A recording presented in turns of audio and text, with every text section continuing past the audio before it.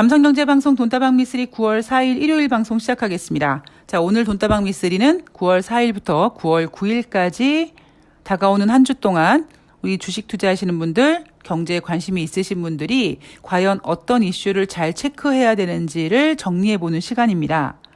NH투자증권에서 다가오는 한 주 동안 코스피 예상빈들을 2360에서 2460포인트로 잡았습니다. 증권사들은 매주 혹은 매월 혹은 매년 분기 이렇게 코스피 예상밴드를 제시하는데요. 그 예상밴드가 맞췄네 못 맞췄네 여기에 포커스를 맞추지 마시고요. 증권사가 왜 저렇게 예상밴드를 정했을까에 대해서 고민해 보시면 도움이 되실 겁니다. 뭐 예를 들면 이번 주 NH투자증권이 제시한 2360포인트에서 2460포인트 이렇게 예상밴드를 정한 그 이유를 고민해 보면 첫 번째는 지난주 코스피 종가가 2409포인트였습니다. 그런데 금요일날 뉴욕 증시가 또 하락했죠. 따라서 2409포인트가 단기는 아니다. 단기 저점은 아니다. 즉 2400을 깰 수도 있다라는 메시지를 준 거고요. 그리고 2360에서 2460포인트 그 갭을 100 정도밖에 주지 않았습니다. 아무리 주간이라고 해도요. 평소 증권사들의 주간 예상 밴드가 한 150 정도 잡거든요. 그런데 다가오는 한 주 동안은 100포인트로 갭을 잡았다라는 의미는 증시 변동폭이 크지 않을 거라는 겁니다. 왜 그렇게 고민을 할까요? 바로 미국의 노동절 그리고 대한민국의 추석 연휴죠. 뭐 우리에게는 미국의 노동절 휴장보다는 사실 추석 연휴를 앞둔 거래량 감소가 더 크게 부각될 가능성이 있습니다. 예전 같은 경우는요. 뭐 설이나 추석 연휴 전에 기업이나 혹은 개인 투자자들이 비용 마련을 위해서 주식을 팔아야 되고 그래서 이 명절 전에 연휴 전에 주가가 하락하는 케이스가 많았습니다. 기업들도 직원들 뭐 보너스 줘야 되고 휴가비 같은 거 혹은 뭐 연휴비 뭐 추석 서비스 이런 추석 보너스 같은 거 주잖아요. 그리고 개인들도 추석 연휴 설 연휴 전에 현금화해서 선물들도 사야 되고 부모님한테 갈 때 차비도 해야 되고 나는 연휴 때 여행을 갈 거야 그러면 또 여행 경비도 마련해야 되다 보니까 추석 연휴 전에는 매도세가 조금 강하다라는 것이 대부분이었거든요. 근데 요즘에는 사실 그때보다는 좀 덜합니다. 그런데 확실히 지금 같은 분위기 그렇게 주식시장이 호황이 아닐 때는 투자자들이 경비를 마련하기 위해서 주식을 매도하려고 하기보다는 혹시 주말 동안에 연휴 동안에 뭐 터지면 어떡해 이런 공포 때문에 일단 리스크를 피하자 하는 의미에서 연휴를 앞두고 주식이 약세를 보이는 경우가 많죠. 그래서 연휴를 앞두고 왜 여러분들 막 뭐 예전보단 덜하지만 대부분 요즘 거의 뭐 명절 때는 본인이 직접 쇼핑을 하기보다는 다 온라인으로 주문하고 막 그러지만 그래도 괜히 연휴 전에는 막 마음이 설레고 막 바쁘고 그러잖아요. 그래서 야 무슨 이번 주에 주식을 보냐? 야야 몰라 야 올라가지도 않은데 그냥 냅둬 이렇게 주식 시장에 집중하지 않는 심리가 커지다 보니까 거래량도 좀 줄어들 것이고 그리고 강력한 호재가 없는 한 오히려 좀 그냥 지지부진한 지리멸렬한 장이 될 가능성이 있죠. 주 후반부터는 오히려 더 뚜렷한 모습이지 않을까 싶습니다. 대신에 증시 분위기 같은 경우에는요. 뉴욕 증시는 오히려 주 초반에 반등을 하지 않을까 하고 기대할 수 있을 것 같습니다. 왜냐하면 첫 번째 인생이나 주식이나 한쪽 방향으로만 계속 가는 게 없습니다. 나스닥은 6거래일 연속 하락했고요. S&P 500과 다우지수는 5거래일 연속 하락했는데 지난주 목요일 반등한 그 하루에도 결국 상승폭이 한 1%가 안 되는 거였어요. 굉장히 미미했습니다. 그래서 나스닥 같은 경우에는 6일 동안 주례장창 빠졌으니까 최소한 기술적인 반등이라도 해야 되거든요. 그리고 지금 얼마나 많은 뉴욕 증시에 몸담고 있는 투자자들이 공포에 떨고 있겠습니까? 그런데 월요일 날 뉴욕 증시는 노동절로 휴장입니다. 왜 우리가 남녀가 진짜 막 치열하게 싸우고 야 당번에 연락하지 마. 야 뭐 우리 시간을 좀 갖자. 그리고 서로 연락을 안 하고 그러면 그 연락을 안 하는 그 기간 동안 욱했던 마음이 어느 정도 이렇게 차분해지면서 좀 흥분이 이렇게 좀 가라앉지 않습니까? 나스닥이 6거래일 연속 하락했는데 막 정신없이 빠진 거예요. 그런데 9월 5일 날 노동절로 휴장이니까 월요일 날 이제 투자자들이 조금 침착해지는 거죠. 침착해지면서 이제 여러 가지 이슈라든가 어떤 그 이슈의 변화 같은 것들을 예상하면서 긍정적으로 야 죽기밖에 더 하겠냐? 야 설마 죽기 하겠냐? 이렇게 이런 생각을 하면서 분위기를 조금 침착하게 만들 가능성이 있고 그런 이성과 평정심과 다시 돌려받은 정신줄을 부여잡고 주 초반에는 반등할 가능성이 있죠. 여기에다가 뉴욕 증시 같은 경우에는 9월 8일 날 ECB 통화정책회의가 열립니다. 여러분 기억나시죠? 지난번 7월 달에 ECB에서 11년 만에 25bp가 아니라 50bp 금리 인상을 단행했습니다.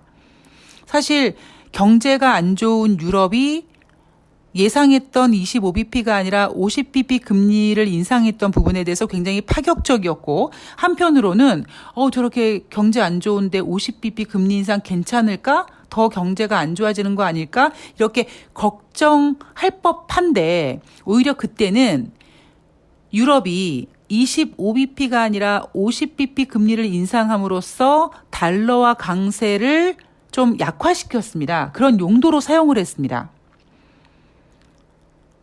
그래서 이번 주 다가오는 한 주 동안은 8일 ECB 통화정책회의도 지금 대기하고 있다 보니까 뉴욕 증시는 오히려 반등을 좀 모색하지 않을까 싶습니다. 만약에 달러가 힘이 좀 빠진다면 대한민국 주식시장도 외국인 매도세가 좀 덜할 거고요. 사실 우리나라 증시 같은 경우는요. 외인도 외인이지만 기관 새끼들이 더 나빠요. 더 꼴보기 싫어요.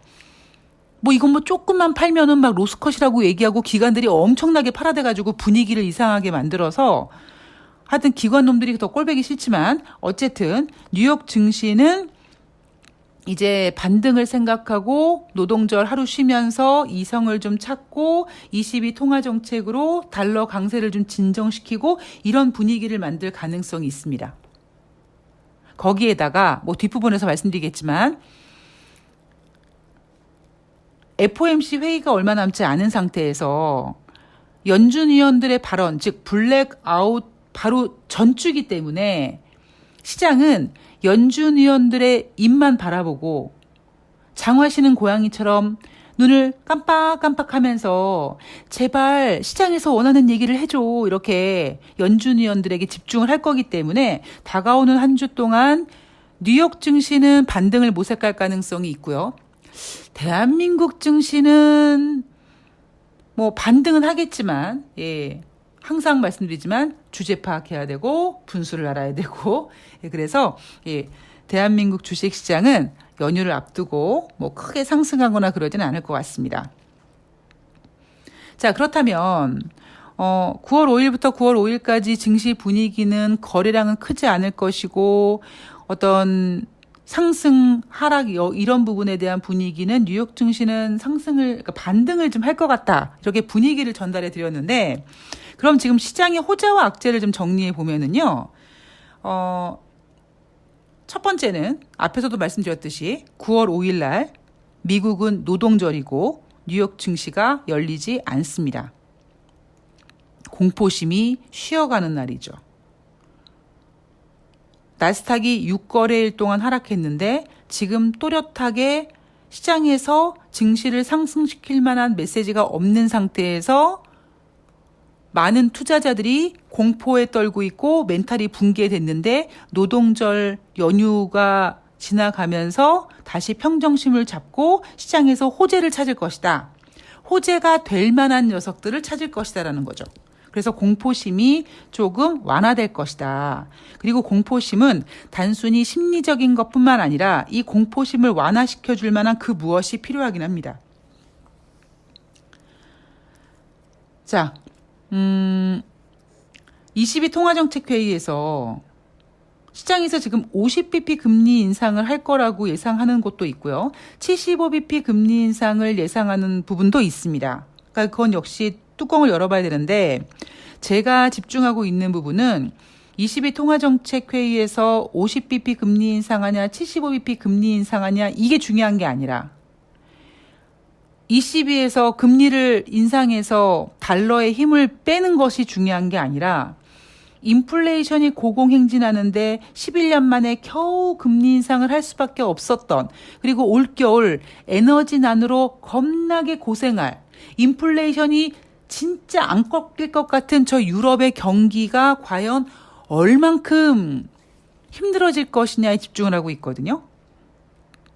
그래서 이번 주 다가오는 한 주 동안은 22 통화정책회의에서 1단계는 달러 강세가 진정이 될 건가에 포커스를 맞추고 2단계는 저렇게 인플레이션이 높아서 금리를 인상하는데 경제가 후진 유럽이 또 금리를 인상했을 때 앞으로 어떻게 될 것인가.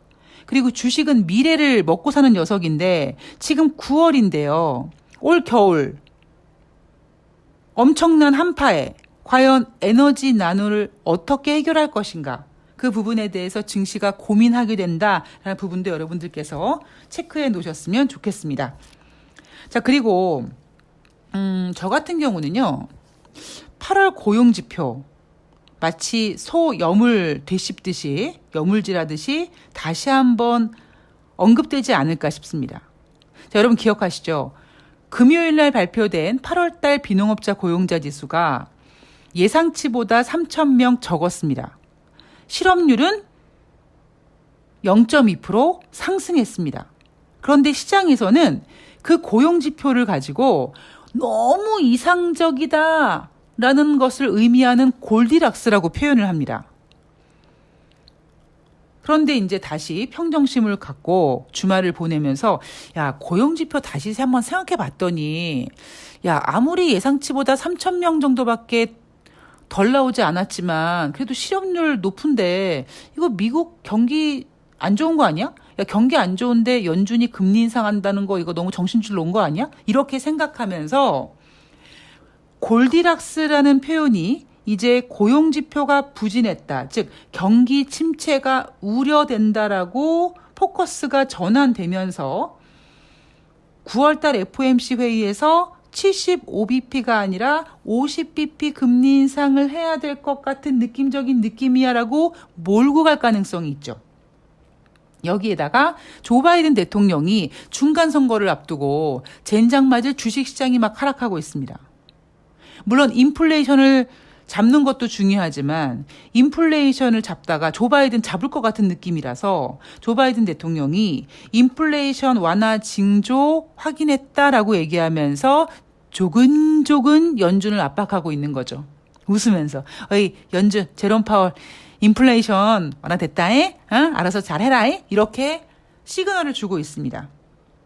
그리고 재미있는 사실은 제가 6월달 7월달 비농업자 고용자 지수가 증가되고 7월달 실업률이 0.1% 떨어진 부분에 있어서 조 바이든 대통령과 제닛 옐런과 제롬 파월은 미국 경제가 여전히 좋다라고 표현을 했지만 저는 오히려 이런 상황에서 고용지표가 늘어나는 이유는 경제가 안 좋을 거라는 거를 직감하고 예상하고 내가 적극적으로 취업을 했기 때문이다라는 이야기를 계속해드리고 있죠. 경제활동 참여율이요 0.3% 증가해서 62.4%가 되는데 이 62.4%가 보여주는 그 의미는 더 많은 사람들이 일자리를 찾아 나섰다라는 겁니다. 그러니까 미쓰리의 말이 맞는 거죠. 그래서 이번 주 한 주 동안의 호재들을 좀 보면 노동절로 인한 뉴욕 증시 휴장이 투자자들로 하여금 이성을 좀 찾게 해서 공포감을 좀 누그러뜨리는 날이 될 수 있고 22 통화정책회의에서 50bp든 75bp든 일단은 달러 강세를 약화시키는 재료로 쓸 수 있으며 세 번째는 골디락스라고 표현했던 고용지표를 이제 고용이 둔화된 것 같아. 따라서 경기가 좀 걱정되고 있어. 다시 생각해봤더니 한국의 돈다방 미쓰리 방송하는 애 말이 맞는 것 같아. 경제활동 참여율이 62.4%까지 올라왔어. 더 많은 사람들이 일자리를 찾으려고 하는 이유가 진짜 경제가 좋아서라기보다 앞으로 경제가 안 좋을 것 같다는 것에 대해서 두려움을 느끼고 적극적으로 경제활동에 참여하는 것 같아라고 생각을 하게 된다면 9월 달에 FOMC 회의에서 굳이 75bp를 고집할 필요가 없는 거죠. 그리고 무엇보다 나스닥 6거래일 연속 하락. 이 부분이 오히려 어쩌면 9월달 FOMC 회의에 75bp 금리 인상이라는 이슈를 잡아줄 수도 있을지도 모르겠습니다. 어디 75bp가 인상을 하려고 그래 이렇게 할 수도 있는 거죠. 지금 최근 증시 하락이 이어지고 있고 사실 여러분 뉴욕 증시 저렇게 나스닥 같은 경우에는 6거래일 연속 하락하는 거 보면은요 좀 무섭지 않습니까? 그럼 여러분들이 느끼는 그 공포를 연준위원들도 느끼거든요. 그러면 연준위원들이 다가오는 한 주 동안에 이제 엄청난 연설을 할 거거든요. 엄청난 양의 연설을 할 거거든요. 9월 10일 이후부터 블랙아웃으로 들어갑니다. 이제 걔네들 입에다 자물쇠를 봉할 거기 때문에 증시가 6일 동안 나스닥만 6일 동안 하락했지만 다우지수 S&P 500도 5일 동안 하락했기 때문에 이런 증시 하락을 앞두고 공포심을 함께 느끼고 있는 연준 의원들이 이번 주 연설과 강연을 통해서 살짝 50bp 금리 인상으로 틀어줄 수 있는 가능성을 우리는 생각해야 됩니다. 자, 이게 이번 주 한 주 동안 우리 투자자분들, 경제에 관심이 있으신 분들이 집중해야 되는 이슈입니다. 여러분들 저처럼 다음 주 증시 전망 같은 거 자료 찾아보실 거 아니에요. 얼마나 많습니까? 중국에 관련된 지표도 있고요. 지표들이 엄청나게 많죠. 체크해야 될 것들이 엄청 많습니다. 그리고 그러한 이슈들도 물론 저는 챙기지만 어떻게 그거를 다 봅니까? 그죠? 그랬을 때 중요한 거는 뭐냐면 지금 시장에서 가장 비중을 많이 차지하고 있는 이슈가 무엇인지에 대해서 일단 집중을 하고 짜투리로 이런 것도 있는데 그 외적으로 중국에서 이런 지표 발표되고 S&P 글로벌 S&P 500에서 서비스업 PMI 발표되고 이런 지표들도 부수적으로 있어. 이 정도로 이렇게 생각하시면 고민하시면 여러분들이 경제를 이해하는데 훨씬 더 도움이 되실 겁니다. 아마 여러분들도 느끼시겠지만 무언가를 배우고 싶을 때, 그러니까 저는 주식 얘기를 한번 해볼게요. 주식을 나 배우고 싶어 하면 사실 얼마나 할 게 많습니까? 국제적으로도 알아야 되죠. 다른 나라 경제도 알아야 되죠. 우리나라 경제도 알아야 되죠. 거기에다가 이평선도 다 해야 되죠. 여러 가지 어떤 보조 지표도 확인해야 되죠. 그리고 왜 이렇게 어려운 단어 많어? 더블 D, 골디락스, 진짜 데드캣 바운스, 이런 것들이 너무 많다 보니까 처음에는 의욕이 너무 많아져가지고 이걸 다 내가 소화를 시켜야 된다고 생각하거든요. 그거를 다 소화시키는데 진짜 몇 년 걸리거든요. 근데 정작 그걸 다 소화시켰는데 그래서 나 어떻게 해야 돼? 이렇게 됩니다. 왜 그러냐면 너무 많은 거를 다 받아들이려고 하면 소화불량이 일어납니다. 그래서 여러분들 뉴욕 증시 한 주 동안의 증시 전망 같은 거 보면 물론 증권사들은 여러분 당연히 걔네들은 밥 먹고 해야 될 짓들이 애널들이 해야 될 짓들이 9월 5일 날 차이신 중급 서비스업 PMI 지표 발표되고 유럽의 7월달 소매 판매 발표되고 뭐 한국의 경상수지, 미국의 무역수지 막 얘기합니다. 물론 다 중요하죠. 근데 이거를 다 확인하려고 하면은 정말 머리 깨집니다.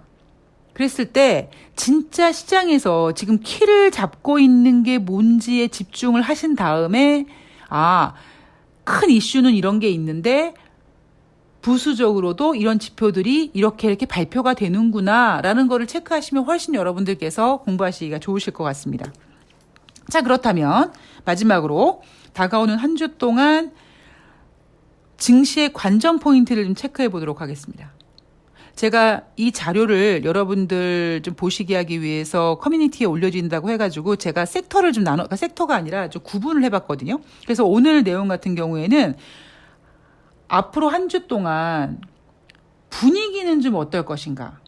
그리고 어떤 호재와 악재, 어떤 재료들이 있을 것인가. 이게 두 번째 파트고, 그리고 마지막으로 그러면 다가오는 한 주 동안 증시의 관전 포인트는 뭔가 이렇게 세 파트로 나눴거든요. 자, 투자자들이 다가오는 한 주 동안 증시의 관전 포인트를 어떻게 잡으면 되냐면 첫 번째, 경제 지표보다는 경제 이슈에 집중하십시오. 제가 잠시 전에 말씀드렸듯이 뭐 중국의 지표, 유럽의 지표, 뭐 물론 이번 주에도 목요일마다 발표되는 주간 신규 실업상 청구 건수 다 발표가 되죠. 그런데 그러한 경제 지표보다는 오히려 경제 이슈. 자, 과연 조 바이든 대통령이 인플레이션이 둔화됐다라는 징후를 봤다고 하는데 시장은 인플레이션이 둔화됐다라는 거를 확인했다. 징후를 확인했다 하는 조 바이든 대통령에게 힘을 실어줘서 어떤 증시의 안정을 꾀할 것이냐 아니면 경기 침체를 걱정할 것이냐 이거를 지켜보는 관전 포인트고요. 오히려 9월 5일부터 9월 9일까지는 경제 이슈를 봐야겠지만 9월 12일부터 9월 16일까지는 경제 지표에 집중을 해야 됩니다. 왜냐?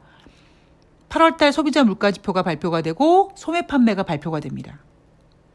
제조업 지표도 발표가 되고 그리고 9월 12일부터 16일 동안은요. 연준위원들이 블랙아웃 기간에 들어가기 때문에 투자자들은 각자 도생을 한다는 생각으로 경제 지표를 꼼꼼히 체크하면서 과연 이 경제 지표를 가지고 이러한 분위기에서 연준이 어떤 결과를 내밀지에 대해서 확률을 정해야 된다는 거죠. 그래서 이번 주는 다가오는 한 주는 경제 지표보다는 경제 이슈. 그 다음 주에는 오히려 경제 지표에 집중해야 된다. 이번 주 중반 9월 7일 날 연준의 베이지북이 발표가 됩니다. 자, 베이지북은 겉표지가 베이지 색깔이고요. FOMC 회의가 열리는 2주 전에 발표되는 미국의 12개 지역의 경기 동향입니다. 8월 달에는 FOMC 회의가 없었죠. 8월 달에는 베이지북이 공개가 되지 않습니다. 7월 달에 FOMC 회의가 있었죠. FOMC 회의 있기 전에 발표됐던 7월 달 베이지북 내용을 보면 미국의 12개 지역에서 5개 지역이 경기 침체 신호가 오고 있다. 경기 침체가 될 가능성이 커지고 있다라고 했습니다. 따라서 다가오는 한 주 동안에 발표되는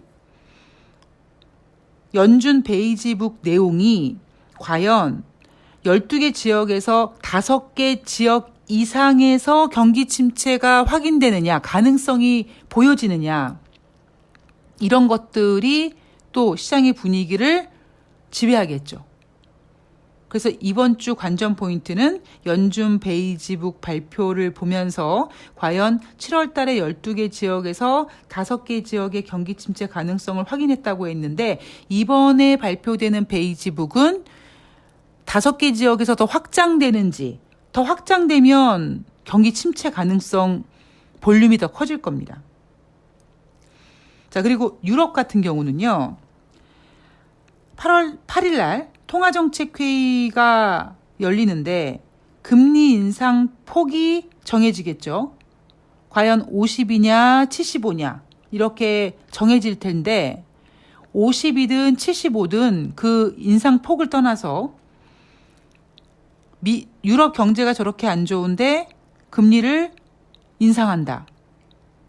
그러면 눈앞에 당장은 달러 강세를 진정시킬 수 있는 효과를 발휘할지 모르겠습니다만 인플레이션 잡기 위해 금리를 또 인상했을 때 11년 만에 처음으로 금리를 인상할 수밖에 없을 정도로 경기 상황이 열악한 유럽의 경제가 어떻게 되느냐에 대한 어떤 전망이 나올 가능성이 있기 때문에 이 부분을 관전 포인트로 잡으셔야 되고요.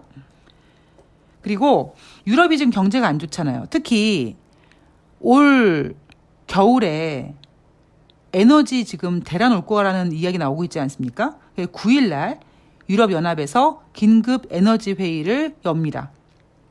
과연 그 긴급 에너지 회의에서 에너지 대란의 어떤 위기를 탈출할 수 있는 어떤 정책이 나올지에 대해서도 한번 지켜보는 것도 괜찮을 것 같고요. 증시가 지금 하락하는 이유는 저는 개인적으로 경기 침체에 대한 걱정이라고 생각을 하는데 자꾸 뉴욕 증시는 그게 아니다라고 얘기를 하죠. 그게 아니라 연준이 계속 금리 인상을 공격적으로 해서 9월 달에 75bp 할 것 같아서 그래 라고 얘기하지만 최근 들어 발표되는 경제 지표가 그리고 인플레이션 지표가 확실히 둔화되는 것은 팩트입니다. 그렇다면 주식시장이 어느 정도 안정을 찾고 올라가기 위해서는 FOMC 회의에서 증시가 원하는 50bp 금리 인상 가능성이 제시가 돼야 되거든요. 그래야지만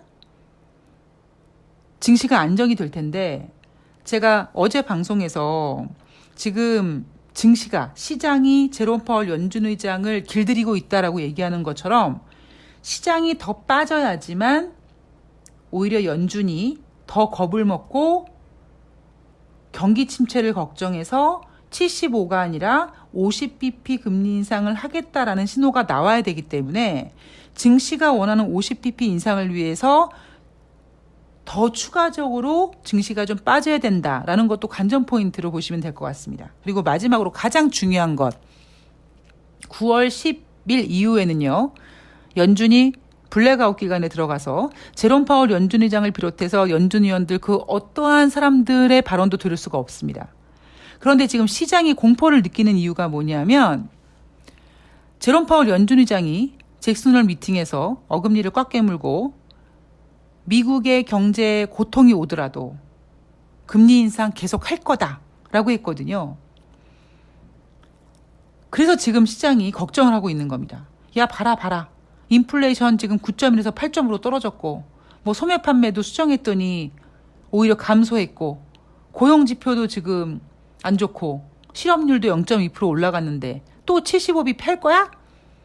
이렇게 지금 제롬 파월 연준 의장의 그 발언 때문에 시장이 공포에 떨고 있는 거거든요. 그런데 이번 주 다가오는 한 주 동안에 제롬 파월 연준 의장의 연설이 있습니다. 그런데 제롬 파월 연준 의장도 갑자기 증시가 너무 빠져가지고 50bp 인상해야겠어요라고 못하거든요. 자존심 때문에. 그렇다면 다가오는 한 주 동안에 다른 연준 위원들은 오히려 75bp 금리 인상 가능성에서 후퇴할 수도 있다라는 발언들을 제시할 가능성이 있고 제롬 파월 연준 의장은 곧 죽어도 의장이니까 자존심에 스크래치 가지 않기 위해서 잘 이야기를 풀어나갈 가능성이 있는데 조 바이든 대통령이 인플레이션 둔화 징후를 확인했다라고 지금 연준에게 시그널을 주고 있기 때문에 제롬 파월 연준 의장이 다가오는 한 주 동안 나 그래도 75bp 할 거다라고 하지는 않을 것 같고요. 지금 생각하고 있는 가능성은 뭐 예를 들면 다다음 주에 발표되는 9월 13일 날 발표되는 8월달 CPI 지표 등 관련된 지표를 추가적으로 확인하겠다. 혹은 인플레이션 목표치를 2%를 내려놓고 뭐 3% 정도 상향 조정하겠다. 뭐 이런 발언으로 9월 13일 날 발표되는 8월달 CPI 지표 등 관련된 지표를 추가적으로 확인하겠다. 혹은 인플레이션 목표치를 2%를 내려놓고 뭐 3% 정도 상향 조정하겠다. 뭐 이런 발언으로 9월 13일 날 발표되는 8월달 CPI 지표 등 관련된 지표를 추가적으로 확인하겠다. 지금 시장을 공포스럽게 만들고 있는 제롬 파월 연준 의장의 잭슨홀 미팅의 발언에 어떤 수정을 시도할지 그 부분이 다가오는 한 주 동안에 저는 관전 포인트라고 생각을 합니다. 제가 관전 포인트라는 소제목을 단 이유가 뭐냐면 우리가 어떻게 할 수 없는 거잖아요. 우리는 그냥 지켜보는 거잖아요.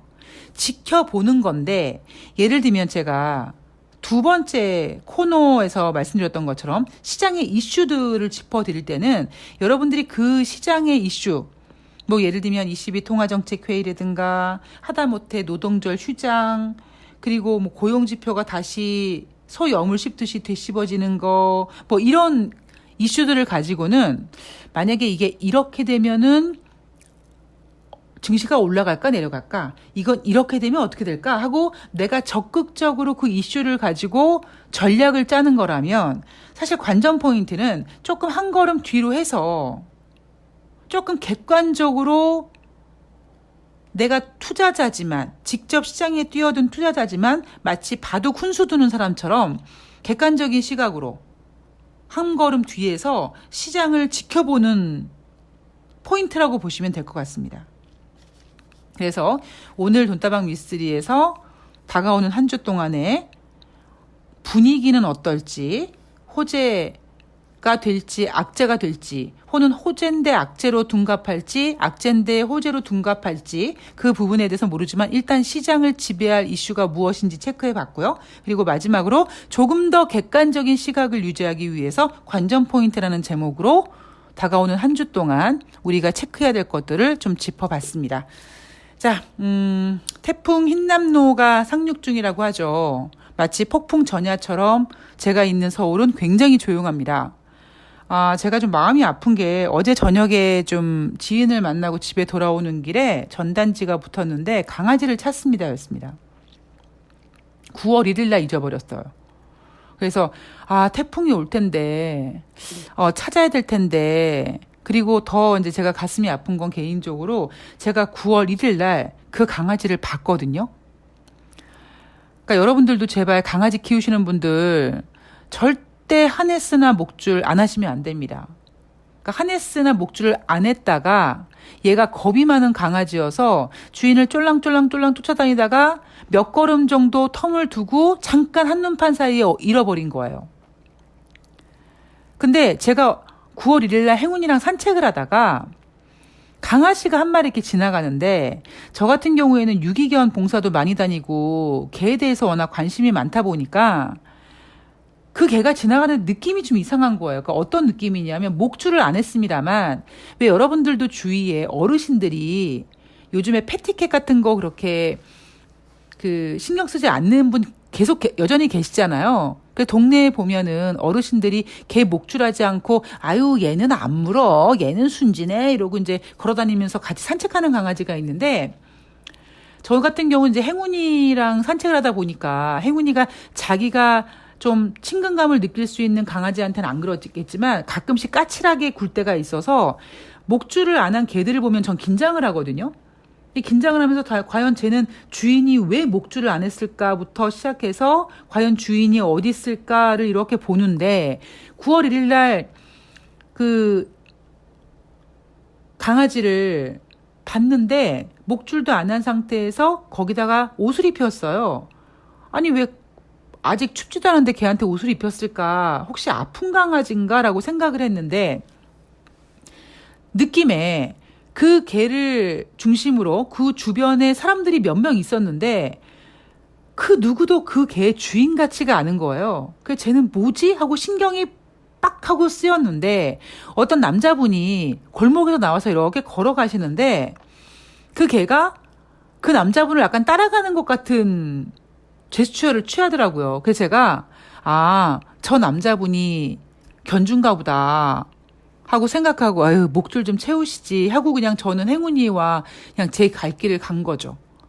근데 제가 그 강아지를 처음 봤을 때 그 느낌이 쟤 이상하다라고 생각을 했는데 우리가 마치 다시 3월 9일로 돌아가면 대통령이 바뀔 수도 있지 않을까 다시 갔으면 좋겠다 하고 바람이 있는 것처럼 저도 9월 1일 날 다시 그때로 돌아가면 제가 그냥 본 게 아니라 좀 이상하다고 봤기 때문에 그 강아지를 확인하고 그 남자분한테 뭐 목줄 좀 하시라고 하면 내 개 아니에요 이랬을 거 아니에요. 그러면 그 개를 붙잡고 주인을 찾아다닌다든가 뭐 그게 아니면 제가 안고 와서 제가 전단지를 붙이든 당근마켓에 올리든 아마 적극적으로 찾아줬을 겁니다. 제가 예전에 그렇게 해서 찾아준 강아지들이 굉장히 많거든요.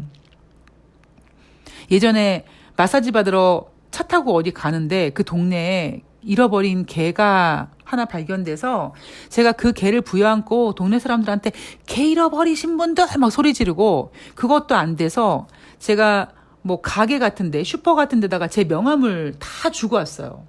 이런 강아지 내가 지금 데리고 있으니까 연락 달라고. 왜냐면 버스로 한 30분 정도 가는 거리였거든요. 그래서 제가 임보하고 있다가 다행스럽게 연락이 와서 제가 강아지를 찾아준 적이 있는데 하여간 지금 태풍이 이제 곧 한반도에 들이닥칠 텐데 그 강아지가 굉장히 좀 마음이 좀 아프더라고요. 예. 그래서 내내 지금 이 방송을 하고 있는 내내 지금 마음이 굉장히 불편합니다. 자, 여러분들 꼭 이번 태풍 피해 없으셨으면 좋겠고요. 너무나 강력한 태풍이어서 어느 정도 피해는 좀 감수를 해야겠지만 그래도 생명은 다치지 않았으면 하는 것이 저의 바람입니다. 가급적이면 집콕하시고 그리고 외부에서 이렇게 마당에서 강아지 키우고 이러시는 분들 다시 한번 혹시 어떤 피해 보지 않을까 잘 한번 챙기시고 길고양이들도 걱정이고 참 그러네요. 네. 자, 오늘 눈다방 미스터리 여기까지고요. 비 피해 없으시길 바라고 저는 내일 돈다방 미스터리는 없고요. 저는 내일 오후에 새날 방송에서 뵙도록 하겠습니다. 건강하고 피해 없고 그리고 무사히 잘 넘기고 태풍 잘 넘기고 다시 뵙도록 하겠습니다. 저는 월요일날 뵐게요. 고맙습니다.